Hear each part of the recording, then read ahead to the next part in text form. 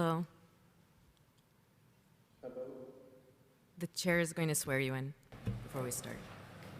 Good morning, Mr. Witness. Could you just repeat after me, please? I solemnly declare that I will speak the truth.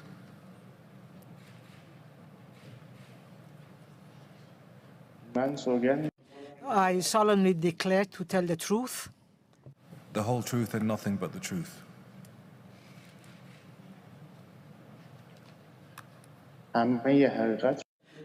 the whole truth and nothing but the truth. We questions now from counsel and then followed by questions from the panel. You are a medical professional during November 2019, and could you please explain to us what you observed in the hospital during the time you were working there?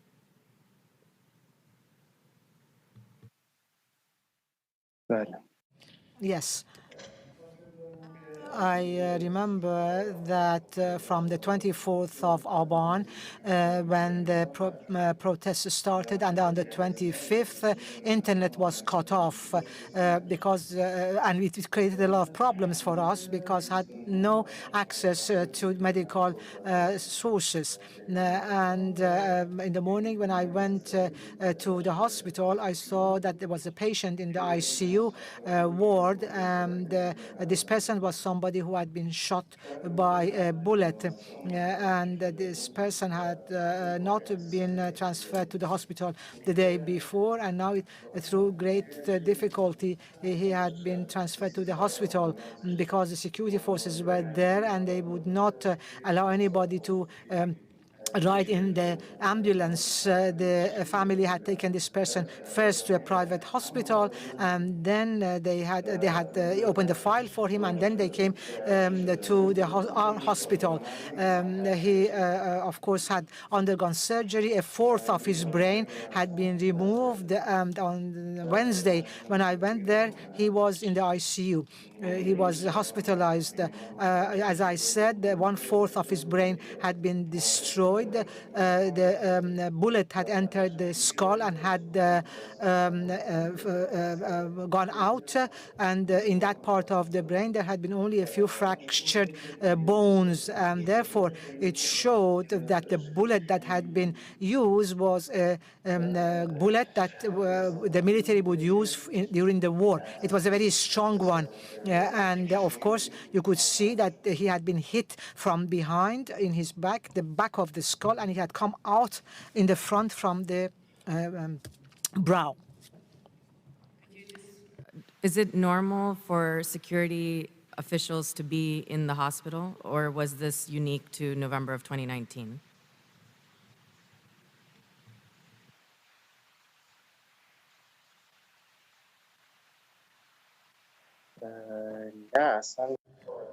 No, it is not normal.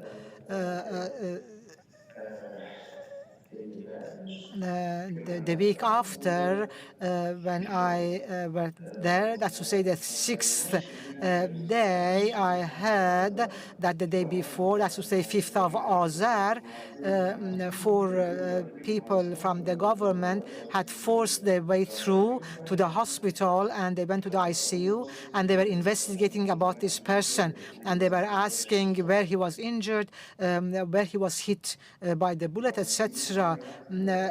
ICU has a code, and not everybody can enter the ICU. Security officials were able, if they made contact with the patient that you're talking about?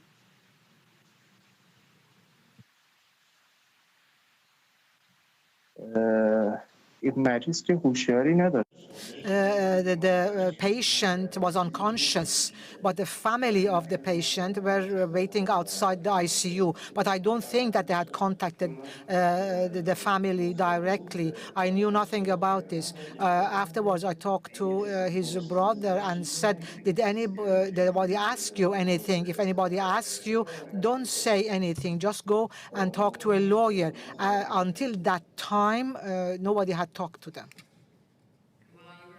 Hospital during that time, did you ever see the security officials asking about anybody else or looking after or wanting to know about any other cases?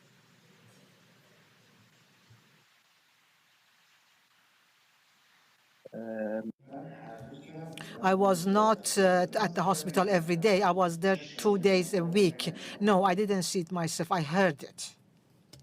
The panel may have questions for you.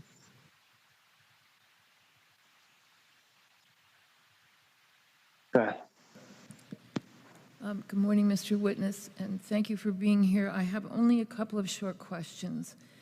I'm wondering if you have any idea, and you probably don't, but just in case you do, how it was that security officials knew this particular individual was at this particular hospital.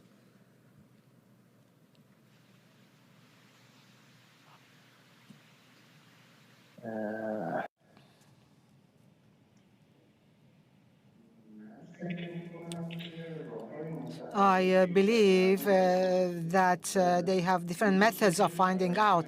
They ask people. Also, they have moles. They have spies everywhere. They also listen to people's conversations. They have different ways. They have different ways to find this out from different people. And at long last, they will know. Thank you for that. My other question is, in your experience at this hospital, have you seen security people come in, other than in this one instance? Was this something that was happening throughout the period when the protests were occurring?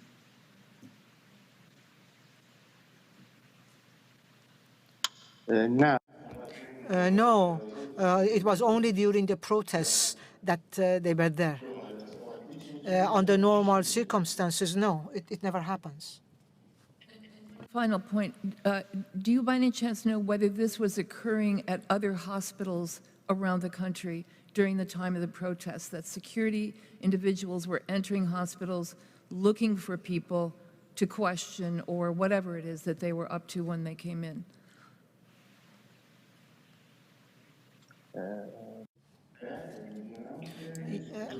Yes, I know, and I have heard that they would not even allow the injured person to go into the ambulance. They would block the door of the hospital. They would not let the hospital to admit the patient. They would threaten the medical staff not to do that, the doctors not to admit them. This is what I've heard.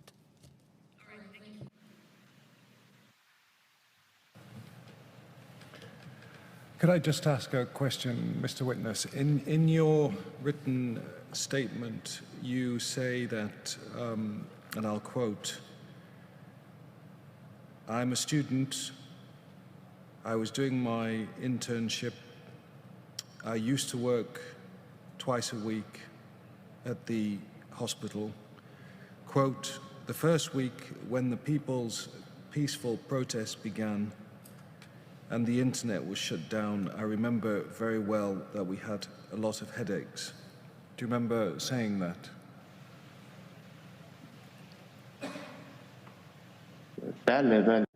Yes, completely. I remember, yes.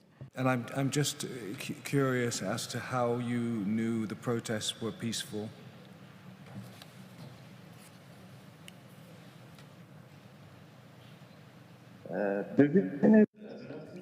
You see, when the protests started, we could see videos in social media before the internet was cut off, of course. And also, we received pieces of information from our relatives, from the people that we knew, that they would say in such and such a province, in such and such a city, there have been protests and they have been cracked down. But mostly we got the news from social media. And another question, this time about the injury that you observed.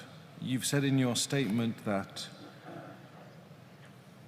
the intensity of the injury clearly indicated that the bullet was not fired from a sidearm used in self-defense by the police or from an air gun. It was a bullet of a war weapon such as a Dragunov or Kalashnikov, and was fired at the head of this person deliberately with the intent to kill. My question is, do you have any medical expertise to be able to come to that conclusion, or is it more speculative?